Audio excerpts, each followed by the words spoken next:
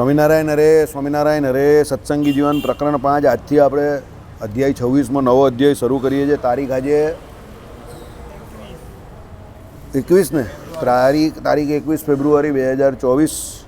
નવો અધ્યાય છે. આ અધ્યાયમાં 18 પ્રકારના વ્યવહાર પદનું નિરૂપણ વિસ્તારથી કર્યું છે.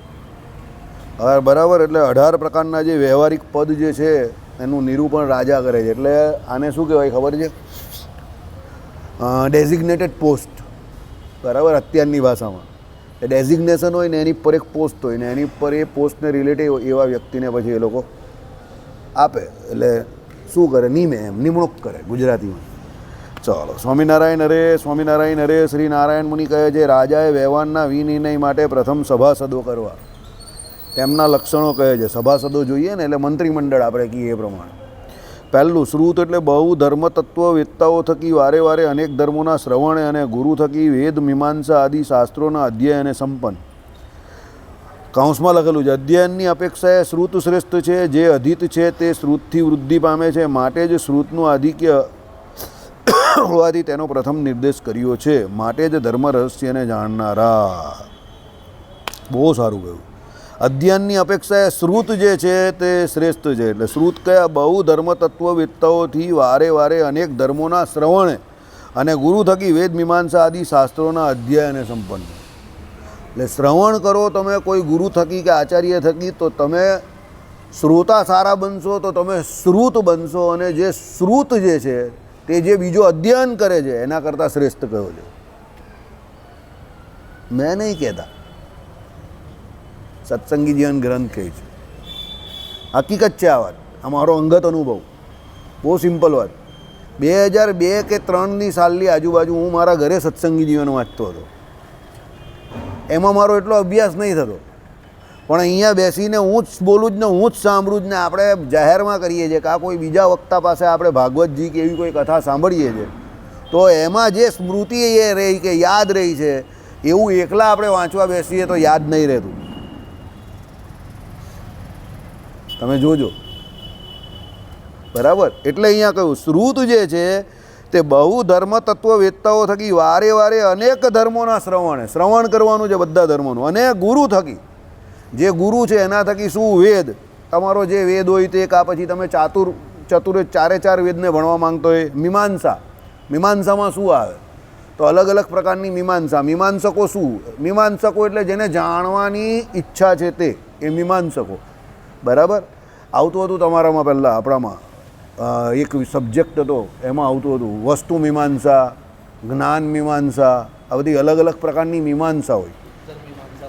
હા, આપણામાં જે શાસ્ત્રો છે ને, ઉત્તર મીમાંસા, પૂર્વ મીમાંસા. બરાબર, એ પ્રમાણે આદિ કે શાસ્ત્રોના અધ્યય અને સંપન્ન. અધ્યયનની અપેક્ષાએ શ્રુત શ્રેષ્ઠ છે. પાછું આવ્યું આ કૌંસમાં છે તે સમજો. જે અધિત છે તે શ્રુતથી વૃદ્ધિ પામે છે. માટે જ શ્રુતનું અધિક્ય હોવાથી તેનો પ્રથમ નિર્દેશ કર્યો છે. એટલે તમે એકલા બેસીને અધ્યયન કરો એના કરતાં તમે સાંભળો વારંવાર. એક જ વિષયને વારંવાર અલગ અલગ વક્તાઓ થકી સાંભળો કે એક જ વક્તા થકી સાંભળો, તો તમારી શ્રોતાપણું, જો તમે સારા શ્રોતા બનો તો તમે શ્રુત થઈ જાઓ. આમાં લખ્યું ને બહુશ્રુત. બહુશ્રુતનો અર્થ શું થાય? ઘણા બધાને સાંભળનારા. એટલે એની સાંભળવાની. પૃથુરાજાએ શું માંગ્યું ભગવાન પાસે? કેમ માંગ્યા 10,000 કાન જેટલી શક્તિ? સારામાં સારા શ્રોતા બનવા માટે, કે ભાઈ તમારા ચરિત્રને હું 10,000 કાનમાં, એટલે 2 કાનમાં 10,000 કાન જેટલી શક્તિ આવે અને તમારા ચરિત્રો સાંભળું. હું જેટલું વધારે સાંભળીશ એટલી તમારા વિશે મને ભક્તિ વધારે ને વધારે ઉદય થશે. બરાબર, એટલે બી અ વેરી ગુડ સ્પીકર નહીં, બી અ વેરી ગુડ લિસનર. બરાબર, તમે ભણવા જાઓ એમાં પણ એવું છે. માસ્તર ભણાવતો હોય ત્યારે જો તમારું ધ્યાન બરાબર હોય અને સત્વગુણ વર્તતો હોય ને, તો એ તમને તરત જ આવડી જાય. અને ઘણી વખત એવું થાય કે એ અમુક થિયરી તો એવી હોય ને કે એવી મગજમાં બેસી જાય ને, વાંચવાની પણ જરૂર નહીં પડે. તમે પરીક્ષામાં જ્યારે પૂછાય ને ત્યારે પેલો માસ્તર ભણાવતો હોય ને એ જ સીધું યાદ આવે ને તમે એ જ ટપકાવી દો સીધું જ. મારી જોડે આ ઘટના ઘણી વખત ઘટી છે. પણ જ્યારે તમે હાજર નહીં હોવ એ જગ્યા પર ને પછી તમે જાતે અધ્યયન કરીને કરવા જાઓ, તો એમાં તમે ભૂલી પણ જાઓ કે ખોટું સમજો. બંને ચાન્સ રહી. તમારી સમજણ શક્તિ પણ ઘટી જાય, અર્થનો અનર્થ પણ થઈ જાય, અને તમને યાદ પણ નહીં રહી. 2 વાર 3 વાર 4 વાર રિપીટ કરવું પડે. એટલા માટે સ્કૂલો જે છે ને એનું જે કંઈ આ કલ્ચર જે છે સ્કૂલ કલ્ચર કે કોલેજ કલ્ચર એટલે સારું છે. આમ તો માણસ કે વિદ્યાર્થી જાતે પણ ભણી શકે છે સમજો, પણ આ જે કલ્ચર જે છે કે બીજા પાસે ભણવું તો એનાથી એ શ્રુત બને અને ઘણા બધા વ્યક્તિઓ પાસેથી સમજે કે સાંભળે કે ઘણા બધા વિષયો પર સાંભળે કે શ્રોતા સારો બને તો એ બહુ શ્રુત થાય. એટલે બહુ શ્રુત હંમેશા અધ્યયન કરનારા વ્યક્તિ કરતાં વધારે હોશિયાર થાય. એટલે શ્રોતાને અધ્યયન કરતાં શ્રેષ્ઠ કહ્યો છે. એટલે બહુ શ્રુત બનો. ઘણા બધા વક્તાઓ સારા સારા એનું ઘણું બધું સાંભળો. તમે જેટલું સાંભળશો જેટલું ઉતરશે જેટલા એના આચરણ આવશે તમારામાં, તમને અધ્યયન કરવાની કદાચ જરૂર જ નહીં પડશે. સાંભળીને સીધું તમારા આચરણમાં જ આવી જશે. તમે દાખલા તરીકે ક્રિકેટની મેચ કોઈ છોકરો પેલો કોચિંગમાં જતો હોય ને ક્રિકેટના, એને બતાવજો તો એ મેચમાં જે પ્રમાણે દડા પડતો હોય ને એ પ્રમાણે પેલાને સ્ટ્રોક મારતો જોતો હોય ને અને એ પ્રમાણે આમ પ્રેક્ટિસ કરતો જાય ને તો ઓટોમેટિક પછી એનો એ સ્ટ્રોક લાગતો થઈ જાય. પણ જો એ જોયા વગર ઓડિયો વિડીયો ઇફેક્ટ વગર જાતે પેલો એને કોચ શીખવાડે ને તો શીખતા બહુ ટાઈમ પકડે. પણ પેલો કહે કે outside the of stump delivery અને ઓવર પીચ અને દડો થોડો બહારની તરફ જાય છે તો તારે શું કરવાનું કે આ જમણો પગ છે એને થોડો બહાર કાઢ, આ બાજુનો હાથ છે એને થોડો બહાર કાઢ, પાછળના હાથનું જરા વજન ને બોલની આ સાથે એને ખાલી લીન ઓન ધ બોલ, સીધો આખો આમ કરીને બોલને એની જોડે લે. એક્સ્ટ્રા કવર ને કવરની વચ્ચેથી એ કવર ડ્રાઈવ નીકળશે અને એ સીધી બાઉન્ડ્રીની બહાર જાય. એક વખત જેવો કવરની બહાર બોલ નીકળો ને એટલે એ બાઉન્ડ્રીની બહાર જ જાય, એ નક્કી જોઈ. કારણ કે કવર ડ્રાઈવ જેવી લાગે એટલે એ ચોખ્ખો નક્કી. લક્ષ્મણ દ્રવિડ ને અત્યારે વિરાટ કોહલી બહુ જોરદાર કવર ડ્રાઈવ મારે છે. એ લોકોનો એટલો અભ્યાસ છે અને તરત પગ બહાર જ આવી જાય. રસોઈમાં પણ એવું. તમે જોયા વગર પણ મસાલા નાખો, તમને અભ્યાસ થઈ જાય, જોયા વગર પણ મસાલા નાખો બરાબર જ પડે. સમજો? હા એમ જ નાખે. અરે હમણાં શાકોત્સવમાં મહારાજનું એવું હતું, જોયું કે નહીં? શાકોત્સવમાં મહારાજે અડદને આ બધું નાખ્યું તો બધું આમ આમ લૂછી લૂછીને મહારાજ બી આમ જ નાખતા હતા, ધડાધડ એ ધન ધનાકન ધન. શ્રીજી મહારાજ વાંચીએ સામે શાકોત્સવની લીલામાં, કંઈ ભગવાન કંઈ માપી માપીને થોડા નાખે. એ દે ધનકી ધનાધન ઠાકોરજી જવા જબ. હા અંધારામાં બહુ સારું બને, તમને અભ્યાસ થઈ જાય ને એટલે કહ્યું કે બહુ શ્રુત બનો. એટલે બહુ શ્રુત હંમેશા અધ્યયન કરતાં વધારે વખાણાયો છે. બરાબર? ચાલો, માટે જ ધર્મ રહસ્યને જાણનારા. આમાં ફાયદો શું છે સમજો? ધર્મ બહુ રહસ્યમય વસ્તુ છે. એને તમે જ્યાં સુધી ગુરુ થકી ક્યાં કોઈ આવા વડીલો જે જ્ઞાન વૃદ્ધો એના થકી શીખશો નહીં. કલમ તો બધી લખેલી છે શાસ્ત્રોમાં, પણ એ કલમનો સંદર્ભ શું, એ શું કહેવા માગે છે એ તમે શીખશો નહીં તો તમે એ અર્થઘટન જે છે તે પ્રોપર ન કરશો. દાખલા તરીકે અંત્યનું 38મું વચનામૃત. અંત્યના 38મા વચનામૃતમાં ભગવાને પ્રકૃતિ અને પુરુષ ત્યાં સુધી જે સાંખ્યશાસ્ત્રનું જ્ઞાન પહોંચેલું છે અને એનાથી પર જે પુરુષોત્તમ નારાયણ ક્ષેત્રજ્ઞ એવા વાસુદેવ ભગવાન, બરાબર, એ સાંખ્યશાસ્ત્રના ખંડન રૂપે શ્રીજી મહારાજે પ્રકૃતિ અને પુરુષથી પુરુષોત્તમ નારાયણનું જ્ઞાન જે ઓરું કહ્યું એટલે જુદું. અને પ્રકૃતિ અને પુરુષ એ મુખ્ય નથી, પણ પેલા પ્રકૃતિ અને પુરુષ એ બંનેના અધિષ્ઠાતા પુરુષોત્તમ એટલે ક્ષેત્રજ્ઞ એવા વાસુદેવ ભગવાન એ મુખ્ય છે. એ અંત્યના 38મા વચનામૃતનું રહસ્ય છે. પણ કંઈ પરમાત્માની શું માયા છે કે કંઈ શું છે, સંપ્રદાયમાં 70-80% લોકોને, બંડિયાઓને ખાસ કરીને એ વચનામૃતમાં એ સમજ જ નહીં પડતી. આમાં સાંખ્યશાસ્ત્રનું જ્ઞાન પ્રકૃતિને પુરુષ સુધી પહોંચેલું છે અને એનાથી ઉપર એટલે એના અધિષ્ઠાતા તરીકે ક્ષેત્રજ્ઞ એવા વાસુદેવ ભગવાનની વાત કરેલી છે. એટલે સાંખ્યશાસ્ત્રના ખંડન રૂપે આ જગ્યા પર ભગવાનનું નિરૂપણ કરેલું છે. એને બધા સર્વોપરી પર લે છે. પણ સર્વોપરી પર લે એ વાત સાચી, પણ ત્યાં સર્વોપરી પર તમે લેવું ને એક વખત તો પણ ત્યાં ક્ષેત્રજ્ઞ રૂપે વાસુદેવ ભગવાનની વાત કરેલી છે. તો સર્વોપરી વાસુદેવ ભગવાન સાબિત થશે, સ્વામિનારાયણ ભગવાન ન થશે. અને સ્વામિનારાયણ ભગવાનને થાય તો પણ આપણે કંઈ વાંધો નથી, જો વાસુદેવ ભગવાન સર્વોપરી છે તો સ્વામિનારાયણ પણ સર્વોપરી છે, જો સ્વામિનારાયણ સર્વોપરી છે તો વાસુદેવ પણ સર્વોપરી છે. આપણે કંઈ વાંધો નથી, પણ એ લોકોને આ વસ્તુ સમજ નહીં પડતી. કેમ? બહુશ્રુત. સારા કોઈ જૂના જ્ઞાન વૃદ્ધ સાધુ હોય એની પાસેથી એ શીખતા નથી કે ભાઈ આ વચનામૃત સાંખ્ય શાસ્ત્રના ખંડન પર છે. એટલે જ્યાં સુધી એ શીખો નહીં અને જાતે જાતે તમે એનું કંઈ નિરૂપણ કરવા જાઓ તો આ પ્રમાણે આંખનું કાજર ગાલે ઘસ્યું એવી હાલત થાય. બરાબર? ચાલો.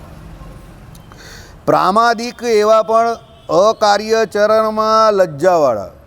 પ્રામાદિક કાલે થશે એ તે અકાર્ય એવામાં અમુક વખતે કેવું આળસમાં કે પ્રમાદ આવે તમને તો અમુક ખોટા કામ થઈ જાય, પણ એવા અકાર્યમાં લજ્જાવાળા. જે વ્યક્તિને અકાર્યમાં લજ્જા આવતી હોય એનાથી પાપાચરણ ન થાય, અધર્માચરણ ન થાય.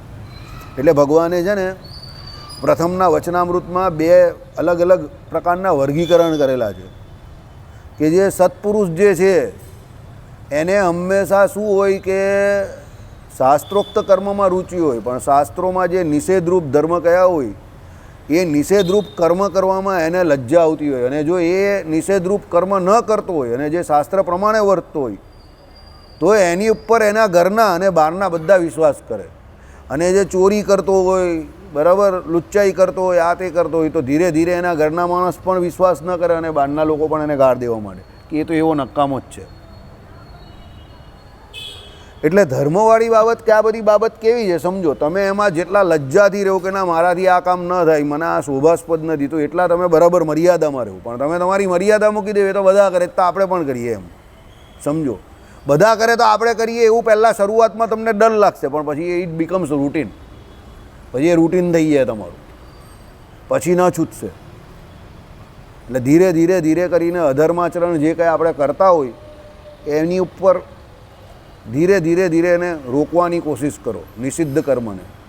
બરાબર? સામાન્યમાં સામાન્ય પણ નાની ભૂલ પણ આપણે ઘણી બધી કરતા હોય જે આપણે ખબર ન હોય. જેમ મહારાજે પ્રથમના જ વચનામૃતમાં પેલા આપણા 2 ભાઈ છે ને દીનાનાથ ભટ્ટ અને મહારાજે માયારામ ભટ્ટનું તો નામ લખેલું છે ને આમાં શિક્ષાપત્રીમાં, પણ દીનાનાથ ભટ્ટનો એક પ્રશ્ન છે સંકલ્પવાળો. એમાં મહારાજે કહ્યું કે તમ જેવા કોઈ એમ કહે કે જ્ઞાની હોય તો એને એમ કહે કે આખા દિવસમાં 4-5 સ્થૂળ સંકલ્પ થાય તો ખબર પડે, અજ્ઞાનીને તો કંઈ ખબર જ ન પડે. એમાં દીનાનાથ ભટ્ટની ખબર તમને આખું ભાગવતજી અને 18,000 શ્લોક બધા મોડે હતા કંઠસ્થ.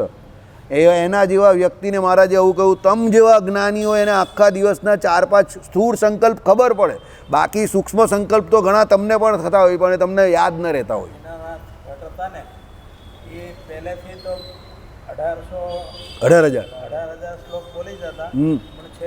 ઉલટા બી આવડતા હતા એમ. હા, ઉલટા પણ આવડતા હતા. સાચી વાત છે, બહુ વિદ્વાન હતા. એટલે મહારાજે એમને કહ્યું કે એટલે આમાં શું છે સમજો, તમે જ્યારે કોઈ પણ બાબતમાં સાવધાન થાવ કે એલર્ટ થાવ ત્યારે તમને હકીકતમાં તમારી ભૂલ ખબર પડે છે. એ પહેલાં તો તમે ભૂલ કરતા હો તો બી તમને ભૂલ જ નહીં લાગે કે આ ભૂલ છે જ નહીં ખબર પડે સમજો. એટલે મહારાજે એ જગ્યા પર દીનાનાથ ભટ્ટને એવું કહ્યું છે કે તમારા જેવા જ્ઞાની માણસને 2-4 સ્થૂળ સંકલ્પ ખબર પડે તો બીજાની તો વાત જ કા. બરાબર? એટલે આમાં આવું છે, પ્રામાદિક તમને એવો પ્રમાદ આવતો હોય તો પણ અકાર્યમાં તો લજ્જો હોવું જોઈએ. બરાબર? અધર્મ ન કરવો. ચાલો. સત્ય બોલવાના જ એક સ્વભાવવાળા. સત્ય એટલે જેવું છે એવું યથાર્થ, યથવત્તાર્થ એટલે સત્ય. જ્યાં જેવું દીઠું એવું ને એવું જ એનું પ્રતિપાદન કરવું એ સત્ય છે. બરાબર? સત્ય ત્રિકાળબાધિત છે. પછી વિજિતેન્દ્રિય. જીતેન્દ્રિય તો ખરા, વિજિતેન્દ્રિય એટલે શું છે કે ભાઈ જે ઇન્દ્રિયોના જે પંચ વિષય છે તે વિષયોમાંથી એ ઇન્દ્રિયોને વાળીને ભગવાન સંબંધી જે કંઈ જોડવા એ વિજિતેન્દ્રિય. પણ એ ઇન્દ્રિયોને એના વિષયનો આહાર એ આપવો નહીં એમ, એટલે એ વિજિતેન્દ્રિય. દયા. જીવ પ્રાણી માત્ર પ્રત્યે દયા રાખવી એટલે એનો અર્થ એવો થાય કે ભાઈ પર પીડા ન સહન કરીને એ પર પીડા દૂર થાય પેલાની, એના માટે જે કંઈ તમે તન મન ધનથી સેવા કરી શકતા હો એને વિશે તમે જે તમારું આચરણ કરો એટલે કાર્ય કરો એવું કે ભાઈ તન મન ધનથી જે પેલાને તકલીફ હોય ને તમે કરી શકતા હો, શક્તિમાન હો, અને એના માટે જે તમારો પ્રયત્ન છે તે દયા છે. બરાબર? અને આર્જવ. ત્રણેય કરણમાં એકરૂપ હોવાથી સરળતાએ સંપન્ન. આર્જવ એટલે જે અંદર છે તે બહાર, મનસા વચના કર્મણા. મનમાં જે છે તે વચનમાં છે, વચનમાં જે છે તે કર્મમાં છે. એટલે એ સરળ જ હોવાનું. સરળની વ્યાખ્યા શું તમે સમજો. તમને સરળ કોણ લાગે? હવે તમારા જેવા વ્યક્તિઓ એને સરળ એવો લાગે જે મીઠું બોલે જે સરળ છે. સામાન્ય રીતે જગતમાં લોકોને એવું છે કે જે મીઠું બોલે એ સરળ છે. બરાબર? તમારા બધાને એવું હોય, બધાને જ એવું હોય કે જે મીઠું બોલે એ સરળ, કારણ કે એ મારું સારું બોલે છે, મને ખરાબ લાગે એવું બોલતો નથી. તમે એમ કહો કે બહુ સરળ, બહુ સીધો માણસ છે. આ જ વ્યાખ્યા છે ને તમારા બધાની. પણ શાસ્ત્રની વ્યાખ્યા આ નથી. શાસ્ત્રની વ્યાખ્યા સરળની એવી છે, એ જેવું તમારા વિશે વિચારતો હોય એ જ તમને કહેતો હોય એ સરળ છે. મનસા વચના કર્મણા. એટલે એ મનમાં તમને એવું વિચારતો હોય કે ના તમે આ કામ કર્યું તે બરાબર નથી, ને વચનમાં તમને એ કહી દે ચોખ્ખું, તમે એને પૂછો તો કે આવું છે, તો એ તમને ચોખ્ખું મોડા પર કહે કે ના આ કામ તમારું મને ન ગમ્યું, તો એ સરળ વ્યક્તિ છે. પણ એ તમારી જોડે ઉલટી વાત કરે ને ગામમાં જઈને કંઈ બીજી વાત કરે તો એ સરળ નથી. તમે સમજો. પણ તમે એને જ સરળ માનશો. તમને જે તમારી હકીકત સીધી મોડા પર કહેશે એ તમને સરળ નહીં લાગશે, તમને એ કડવો લાગશે, સમજજો. પણ તમને જે મીઠી મધ લગાવીને સુગર કોટિંગ ટેબ્લેટ આપશે ને અને તમારી પંપાડીને વાત કરશે ને બહાર જઈને ભાઈ હવે જવા દે નહીં, તો તમને એ સારો લાગશે. આ दुनिया જેવી છે. अगर किसी को जहर पिलाना हो तब भी आप उसे प्यार से पिला सकते हो, लेकिन गाली देकर तो किसी को तुम दूध का शरबत भी नहीं पिला सकते. આ દુનિયા એવી છે. મલાઈવાળું દૂધ પણ એને આપશો ને બે ચાર ગાળ દેશો ને નહીં પીવું, જા હું ગાળ દયા કરે એમ કરીને મૂકીને ચાલ્યો જશે, સમજજો. પણ તમે પેલાને મીઠી મીઠી વાત કરશો ને કહેશો કારેલાનું જ્યુસ છે પણ તારા માટે બહુ સારું, આમ તેમ ફલાણું ઢીમકું, તો એ તરત પી જશે. મને ઘણા લોકો મળે ને, હું માણસ છે વાસુદેવભાઈ, હું વાત કરે એમ કે તમે ખુશ થઈ જાઓ એમ કે હે હું વાત કરે જ ભાઈ, તમને એમ ખુશ કરી નાખે એવી વાત કરે એમ કે બહુ બહુ સારું બોલે તમારા વિશે. મેં કહું બહુ ફાઇન. પછી તે શું કર્યું? મારો તરત સવાલ હોય પછી તે શું કર્યું? એટલે પછી મેં એની પાસે એ વસ્તુ લઈ લીધી. મેં કહું એટલે જે તારી જોડે સારી સારી વાત કરતો હતો એ તને સમજ ન પડી. અમારા જૂના ફળિયામાં છે ને ઘણા હતા. અમુક અમારા કુટુંબના માણસ બહુ પોલિટિકલ છે. આમ એ લોકોને અમારા ઘરમાં અત્યારે બહુ ગાઢ દે કે આ પેલો આવો છે ને પેલો સામે મળે ને તો જય સ્વામિનારાયણ સામેથી કરે. પેલો બહુ ખુશ થઈ જાય પેલાને એમ કે આ લોકોના ઘરના માણસ અમને જય સ્વામિનારાયણ કે આ લોકોને તો બધા બહુ સારા માણસ છે. હવે એકચ્યુઅલી એને ખબર જ નહીં હોય કે અમારા ઘરના ભેગા થાય તો એને દુનિયાભરની ગાળ દેતા હોય. તો પેલો બહાર જાય એટલે જય એટલે પછી તમારા ઘરના પેલા માણસ બહુ સારા, મને કાયમ જય સ્વામિનારાયણ કરે. મેં કહું સારા માણસ છે. તો ત્યારે ઓડિયો ને વિડીયોની એટલી એ નહીં હતી. મેં કહું હકીકતમાં સારા માણસ છે. કોઈ દિવસ મેં કહું સમય આવશે ત્યારે તને બતાવીશ કે તું કેટલો સારો છે અને એ પણ કેટલો સારો છે. પછી એક દિવસ આવું કંઈક થઈ ગયું. મને કે હાલા બહુ પોલિટિકલ છે આ લોકો, તો અમને તો અત્યાર સુધી અંધારામાં જ રાખ્યા. એમ કે અમને તો એવું જ હતું કે આ બધા અમને જય સ્વામિનારાયણ કહે એટલે અમારા વિશે બહુ સારું વિચારતા હશે, બહુ સારા માણસ હશે. તો તમને સાક્ષાત અનુભવ થઈ ગયો, પરમાત્માની કૃપા થઈ ગઈ કે તમે જીવતા જીવત એને ઓળખી ગયા. બાકી હું તો ઓળખતો જ હતો, પણ હું તમને કંઈ કહેતો તો તમને એમ કે વેર બુદ્ધિથી કહી છે. એટલે મેં ન કહ્યું late the God will help you, તો ગોડ હેઝ હેલ્પ યુ. તમને ભગવાને હેલ્પ કરી નાખી. સમજી ગયા? એટલે સરળ એ નથી કે જે મીઠું બોલે છે કે તમારું સારું બોલે છે. સરળ એ છે કે જે તમને તમારી હકીકત બતાવે છે. સમજો, રામચંદ્ર ભગવાનની વાત, સીધી વાત. રામચંદ્ર ભગવાન અતિ સરળ, પણ તાત્કાએ ગુનો કરેલો તો ભગવાન એને સજાએ મોત આપી. મારીચ અને સુબાહુ એમાં એકને ફણા વગરનું બાન માર્યું અને ભગાવી દીધો દૂર, કારણ કે એનો રોલ બાકી હતો હજુ કામ. એટલે મારીચને, સુબાહુને તો મારી જ નાખ્યો. સમજો કેમ? એ લોકોએ જેવું કર્મ કરેલું એટલે ભગવાને એને સજા આપી એ પ્રમાણે. તો પણ ભગવાન સરળ કહેવાય ને. અને રાવણ રાક્ષસ હતો તો પણ સાધુનો વેશ ધારણ કરીને સીતાજીનું હરણ કરી ગયો. રામચંદ્ર ભગવાન ક્ષત્રિય હતા અને રાવણ બ્રાહ્મણ હતો, તો પણ રાવણને કોઈ સરળ કે સાધુ પુરુષ નહીં કહેતા, પણ રામચંદ્ર ભગવાનને બધા સરળ કહે છે. અરે હાઈટ તો ત્યાં થઈ ગઈ કે રાવણ માયાવી હતો, એને બધાના રૂપ ધારણ કરતા આવડતું હતું, પણ એ રામચંદ્ર ભગવાનનું રૂપ જ નહીં ધારી શકતો હતો. એ ધારે ને એટલે એનામાં રામના ગુણ આવી જતા હતા. એટલે એ રામચંદ્ર ભગવાનનું રૂપ ધારીને સીતાજી પાસે થાય ને તો હી બીકેમ રામ. એ રામ જેવું વર્તણૂક કરવા માંગતો હતો. એટલે રામનું આચરણ એટલું જોરદાર કે એ રામની નકલ કરવા જાય તો બી એ સુધરી જતો હતો, એની બુદ્ધિ સુધરી જાય. વિચાર કરો, ત્યારે એની રાવણ જેવી બુદ્ધિ નહીં થતી હતી. બરાબર, કુછ તો બાત है इस चेहरे में जो हर कोई उस पर भरोसा करना चाहता है. સમજી ગયા? એટલે ભગવાનના ચહેરામાં કે ભગવાનના જે કોઈ એક્સપ્રેશન્સ હતા, હાવભાવ, એમાં કેટલી ઇફેક્ટ કે રાવણ માયાવી હોઈને એમનું રૂપ ધારણ કરવા જાય તો રાવણમાં બુદ્ધિમાં સુધારો આવી જતો હતો અને એ સીતાજીને કન્વિન્સ નહીં કરી શકતો હતો. એણે આ વાત એક્સેપ્ટ કરેલી રામાયણને વિશે. એને પૂછેલું કે તારે આ બધું યુદ્ધ કરવાની ના કંઈ જરૂર જ નથી. સીતાજી પતિવ્રતા નારી છે, તું એની પાસે રામ બનીને ચાલ્યો જા. તું રામ બનીને જશે, એમનું પતિવ્રતા પણ ભંગ થઈ જશે તો રામ પણ એને નહીં સ્વીકારશે ને એ તારા થઈ જશે. રાવણ કહે કે હું બીજી જોડે કરી શકું પણ આની જોડે નહીં કરી શકતો, અને એ જેને ચાહે છે એ રામનો વેશ હું ધારણ, એનું રૂપ ધારણ કરવા જાઉં છું. તો આઈ બીકમ રામ. હું રામ જેવું વિચારવા માંડું છું. વિચાર કરો, હવે સમજ પડી? એટલે રામ પૂતના એટલે તાટકાને મારીને કે મારી જ સુબાહુને મારીને કે રાવણને મારીને, રામ અતિશય મૃદુ, અતિશય સરળ, અને રાવણ બ્રાહ્મણ હોવા છતાં પણ કપટી, રાક્ષસી, સરળ નહીં, સાધુ નહીં. સાધુનું રૂપ એણે ધારેલું પણ એ સાધુ નહીં. તમે એટલે એનો કહેવાનો મતલબ શું છે? તમે તમારું કામ કરાવવા માટે સ્વાર્થથી સાધુ રૂપે જઈને કોઈને મીઠું બોલો, દેટ ડઝન્ટ મીન, એનો મતલબ એવો નથી કે તમે સરળ સ્વભાવના છો. આ તો તમે તમારા સ્વાર્થે કરીને સારા બનવાની એક્ટિંગ કરો છો, સારા નથી. સમજ પડી?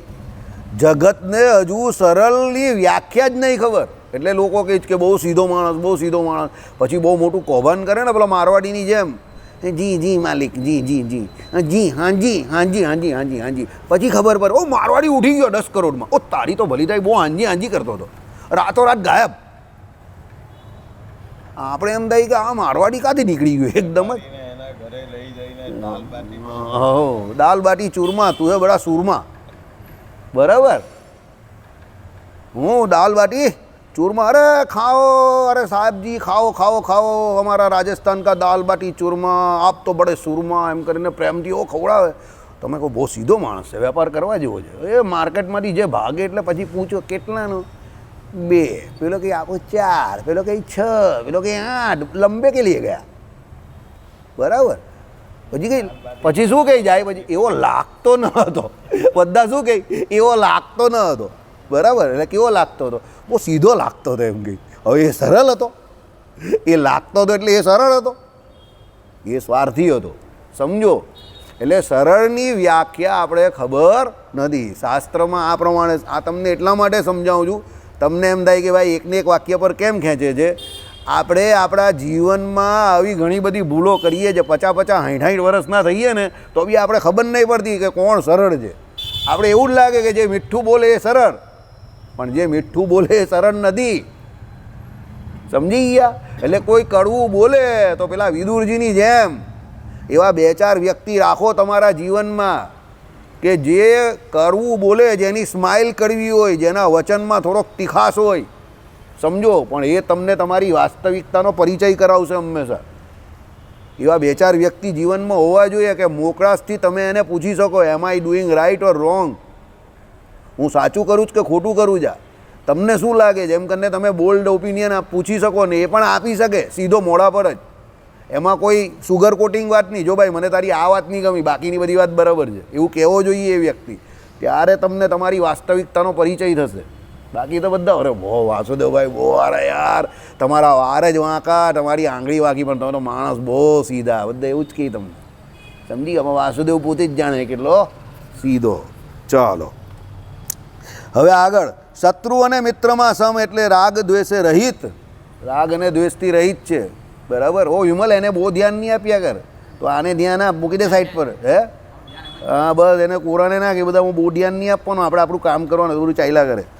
ચાલો, ભગવાને કહ્યું એ પ્રમાણે સ્થિત પ્રજ્ઞ અવસ્થા કઈ ગીતાજીમાં સમજો. રાગ દ્વેષથી રહી જ છે, શત્રુ અને મિત્રમાં સમજે કે ભાઈ આ મારો મિત્ર છે કે આ ભાઈ મારા શત્રુ છે, એવું નહીં.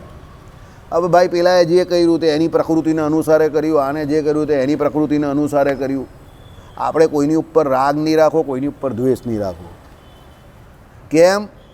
જો તમે રાગ કોઈના પ્રત્યે રાખશો તો પણ તમે પક્ષપાતી વલણ કરશો. એ કોઈ વ્યક્તિ કોઈ કામ માટે ડિઝર્વિંગ ન હશે તો પણ તમે એને એ કાર્ય સોંપશો અને એ કામ એની પાસે જોરાવરે કરાવશો. અને બીજા ડિઝર્વિંગ છે તો પણ તમને એના પ્રત્યે દ્વેષ છે તો તમે એને એ કાર્ય ન આપશો. એટલે તમે એ કાર્યને અને એ બંને વ્યક્તિને પણ અન્યાય કર્યો, ફક્ત ને ફક્ત રાગને દ્વેષને કારણે. સમજી ગયા? મારો ભાઈ છે, આ સાહજિક વાત છે, દેહનો સંબંધી છે એટલે મને એના પ્રત્યે રાગ હોય. પણ જે કામ એ બરાબર નહીં કરી શકતો અને બીજો કોઈ કરી શકે તો મારે એ કામ આને ન સોંપાય, પેલો જે વેલ ડિઝર્વિંગ છે એને જ સોંપાય. અને કોઈ બીજા પ્રત્યે મને જરા ફાવતું નથી એવો હોય પણ એ કામ એ કરી શકતો હોય શોધખોળનું કામ, તો મારે એને જ સોંપાય. કારણ કે શોધખોળનું કામ એ બરાબર કરે તો શોધવા દે, લેટ હિમ ડુ. એ શોધખોળનું કામ બરાબર કરે તો શોધવા દે ને, મને હું વાંધો છે. એ ભલે મારો વિરોધી છે ને, આઈ ડોન્ટ માઇન્ડ. એ ભલે મારો વિરોધી છે પણ એ શોધીને મને કંઈ સાચું તો આપશે ને, સમજો. I don't mind. સાચી વાત ને? આપણે રાગ દ્વેષ નહીં રાખવો કોઈના પણ પ્રત્યે, સમજો. હું તો તમને પહેલેથી રાઈટ ફ્રોમ ફર્સ્ટ ડે કહું છું, માણસની ઉપર રાગ દ્વેષ રાખવો નહીં. માણસમાં બધું મિક્સ એટલે મિશ્રિત જ મળે.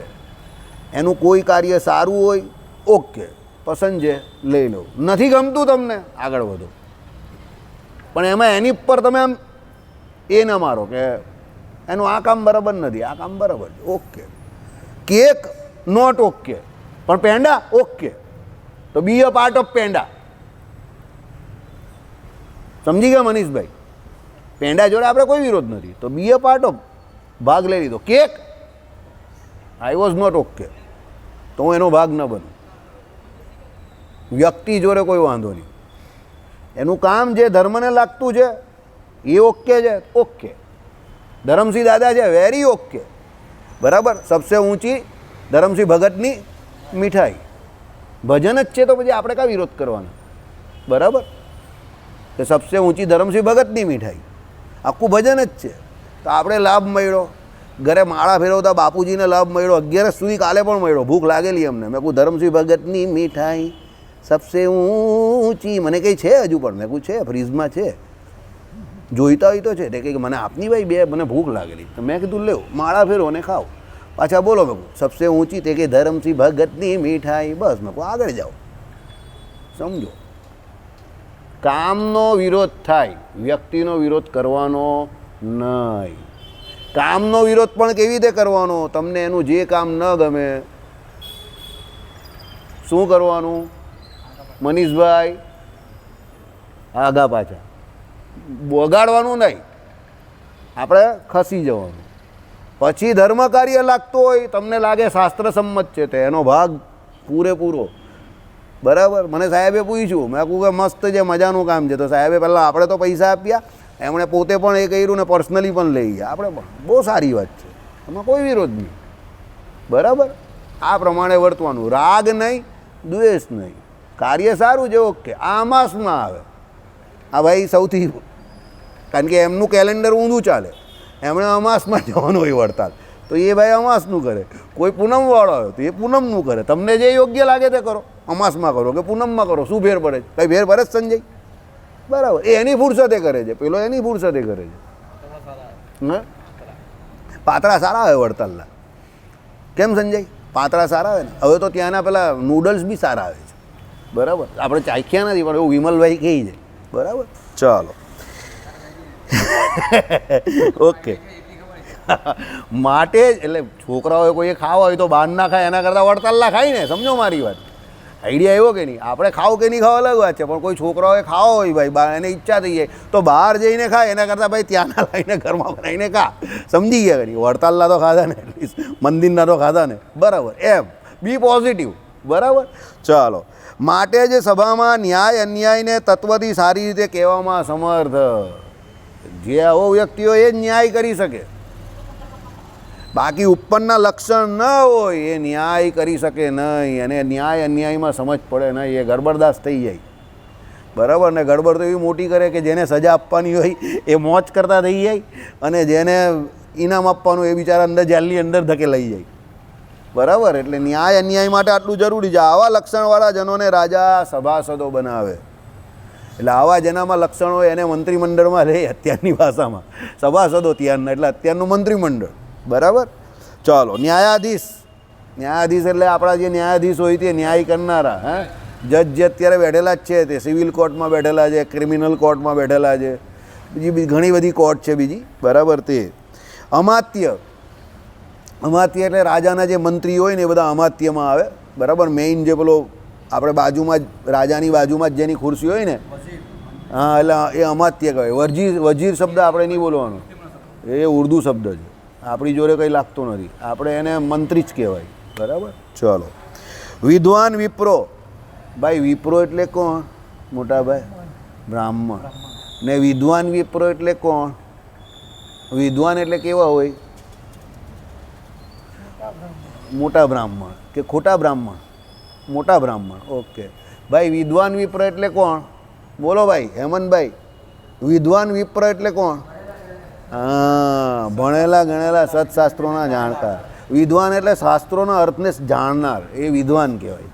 બરાબર. ચાલો, શ્રુતિ સ્મૃતિ જે કહ્યા ને એ બધાને જાણનાર. પુરોહિત. ઓહો, હવે આમાં તો મજા આવશે. હા, પુરોહિત પુરોહિત પુરોહિત. જીગરભાઈ, પુરોહિત કોણ કહેવાય? આ મહારાજ. આ મહારાજ. પણ આ એક્ઝેક્ટ શબ્દ નથી, આની હિન્ટ આપું જ તમને. બોલો ભાઈ, પુરોહિત કોણ? કોણ આગળ? હા, બ્રાહ્મણ. પણ એ શું કામ કરે? બોલવા દઉં. હા, બોલો ભાઈ, પુરોહિત એટલે કયા મહારાજ? હા, ગોર. તમે જે કહો ને તમારા કુટુંબના જે આવે ને, તમારા જે ગામમાં કહેતા હતા ને ગોળ, તે ગોળ. એ રાજસ્થાનમાં ને એમાં તો એક અટક પણ આવે છે, ગૌર કરીને. બરાબર. એવી અટક પણ છે, એ પુરોહિત કહેવાય. પુરોહિતપણું સૌથી વધારે ફેમસ કોનું છે શાસ્ત્રમાં? રામાયણમાં કોનું પુરોહિતપણું સૌથી વધારે ફેમસ છે? કોણ બહુ વ્યક્તિ સૌથી વધારે છે? વશિષ્ઠજી. કોના દીકરા છે? કોના દીકરા છે? કોના દીકરા છે એ વશિષ્ઠ? બ્રહ્માજીના. એ જ્યારે પુરોહિતપણું એમને કહ્યું હતું બ્રહ્માજીએ કે આ કુટુંબનું મળશે, તે નારાજ હતા. પછી એમણે કહ્યું કે તમને ભગવાન પુરુષોત્તમ નારાયણના દર્શન તો થશે, એમના બધા સંસ્કાર કરવાના મળશે, અને જે કુળના અમે તમને પુરોહિત બનાવીએ છીએ એ કુળના બધા રાજાઓ જે છે તે બધા જીતેન્દ્રિય રાજાઓ બનશે. એટલે તમારું પુરોહિતપણું શોભ્યું જ છે, ઇતિહાસમાં તમારું નામ થઈ જશે, અને સાક્ષાત પરબ્રહ્મના તમને દર્શન થશે. એટલે પછી એમણે એ પુરોહિતપણું સ્વીકારી લીધેલું. કોણે? વશિષ્ઠજીએ. એટલે એ પુરોહિત કહેવાય કે જે રાજાઓના, એટલે નહીં બધાના જ આપણા પુરોહિત આવે. આપણા કુળના જે પુરોહિત હોય બધા, તે આપણા જે કોઈ કર્મકાંડ વિધિ જે આપણી હોય, 16 સંસ્કારથી માંડીને બધી, તે બધી એ જાણતા હોય. આપણું ગૃહસૂત્ર જાણતા હોય, બધું જ જાણતા હોય. અત્યારે એ બધી પ્રથા નથી એટલે ભૂલી જવાનું બધા, એ અલગ વાત છે. હકીકતમાં એ લોકો જાણતા હોય કે આપણું ગૃહસૂત્ર શું છે. બરાબર. ચાલો, અને સભ્યોની સાથે જ રાજા આગળ કહેવામાં આવનારા વ્યવહારોને યથાવિધિ જુએ વિચારે. એટલે શું છે? આ બધા જે આગળ વ્યવહારો જે છે તે બધા વ્યવહારો રાજા છે ને આ બધા સાથે, કોઈ ન્યાયાધીશ જોડે કે કોઈ મંત્રી જોડે કે વિદ્વાન વિપ્રો જોડે કે પુરોહિત જોડે કે બીજા સભ્યો હોય, એ સાથે રાજા બધા વિચાર કરે ને પછી નિર્ણય લે. રાજા એકલા કોઈ નિર્ણય લે નહીં. બરાબર. જુએ ને વિચારે. વિનાના અર્થે અવ સંદેહે હરણમ હાર ઉચ્યતે નાના સંદેહ હરણાદ દ્વધ્ય વ્યવહાર પ્રકીર્તિતિહ. એટલે અર્થ એટલે વી શબ્દ નાના અર્થમાં છે, અવ શબ્દ સંદેહમાં છે, તેને હરણ કરે તે હાર કહેવાય. અર્થાત નાનાવિધ સંદેહોને હરનાર હોવાથી વ્યવહાર પત્તિ કહેલા અષ્ટાદશ દાવાઓ જાણવા. એટલે તમારા જે જો દાવામાં બધા સંદેહ હોય, પેલો કહે કે હું સાચો, વાદી કહીને પ્રતિવાદી કહે કે હું સાચો, એટલે એ સંદેહ છે, બરાબર. પછી પેલા બધા સભાસદોને બધા જોડે મળીને રાજા એક નિષ્કર્ષ પર આવે કે ભાઈ આમાં વ્યવહારિક વસ્તુ કઈ લાગે જ તને, કોણ સાચો, વાદી કે પ્રતિવાદી? સમજ પડી? એટલે શું કહ્યું? વી શબ્દ નાના એટલે અલગ અલગ અર્થમાં છે, અવ શબ્દ સંદેશમાં છે, એટલે તેને હરણ કરનારે તે હાર કહેવાય. એટલે શું છે? સંદેહ જે છે તેનો શું કરે? હરણ કરે, એટલે સંદેહને દૂર કરે કે ભાઈ બંને એવું કે આ સાચો કે પેલો સાચો, બરાબર. અર્થાત નાનાવિધ સંદેહોને હરનાર હોવાથી વ્યવહાર પદથી કહેલા અષ્ટાદશ દાવાઓ. અષ્ટાદશ એટલે કેટલા? અષ્ટ વત્તા 10 18. એટલે એ દાવાઓ જે છે તે વ્યવહાર પદથી કહેલા આ બધા દાવાઓ કહે તે. નારા 7 અથવા 5 એટલે અંતે, એટલે અથવા 5 અંતે એટલે 3 પણ વિપ્રો જેમાં બેઠા હોય તે સભા કહી છે. સમજો, સભા કોને કહેવાય? ઓછામાં ઓછા કેટલા વિપ્ર જોઈએ એમાં? 3. પછી શું કહ્યું કે ભાઈ 5 પણ હોઈ શકે અથવા 7 પણ હોઈ શકે. 7 સારા, પછી 5 ચાલે, અને છેલ્લે 3 તો જોઈએ જ સભામાં, બ્રાહ્મણ મિનિમમ, બરાબર. ચલો, તે જ સભા યજ્ઞ પરિષદ તુલ્ય જાણવી, એટલે એ આપણી યજ્ઞ પરિષદ હોય એના તુલ્ય કહેવાય. પછી એનો નિર્ણય તે બ્રહ્મવાક્ય જનાર્દનમ, બરાબર. ટાઈમ થાય તો કહેજો મોટાભાઈ. હા, શ્રુતિથી અને સ્મૃતિથી જે તત્વ ધર્મ તત્વનો નિશ્ચય કરે છે એ જ ધર્મ રહસ્યાભિજ્ઞ છે. કેવળ શ્રુતિથી કે કેવળ સ્મૃતિથી કે કેવળ લોકથી નહીં, બંનેને મળતું આવવું જોઈએ. શ્રુતિમાં પણ હોવું જોઈએ, સ્મૃતિમાં પણ હોવું જોઈએ એ ધર્મ તત્વનો નિશ્ચય. એટલે આપણે ત્યાં ધર્મની વ્યાખ્યા શ્રીજી મહારાજે શું કરેલી છે? શ્રુતિ સ્મૃતિએ કહેલો સદાચાર, એમાં જે પ્રતિપાદિત હોય તે સદાચાર, તે જ એમ તે જ સભા. એટલે એ ધર્મ તત્વને એ જ ધર્મ રહસ્ય અભિજ્ઞ છે, એટલે એ જ ધર્મના રહસ્યને જાણનારો છે. કેમાં? જે શ્રુતિ એટલે વેદોને જાણનારો છે અને સ્મૃતિઓને જાણનારો છે. કેવળ શ્રુતિથી કે કેવળ સ્મૃતિથી કે કેવળ લોકથી નહીં. સમજો, ઘણા લોકો અમુક શ્રુતિઓમાં એક્સપર્ટ હોય, ઘણા સ્મૃતિઓમાં, ને ઘણા લોક વ્યવહારમાં હોશિયાર હોય. અત્યારે જેમ ઘણા હોય છે તે, પણ લોક વ્યવહારમાં હોશિયાર પણ સંપૂર્ણપણે ધર્મ રહસ્યને જાણનારો હોતો નથી, કારણ કે એને શ્રુતિ અને સ્મૃતિમાં પ્રતિપાદિત ધર્મની જાણ નથી. શ્રીપતિમ શ્રીધરમ સર્વદી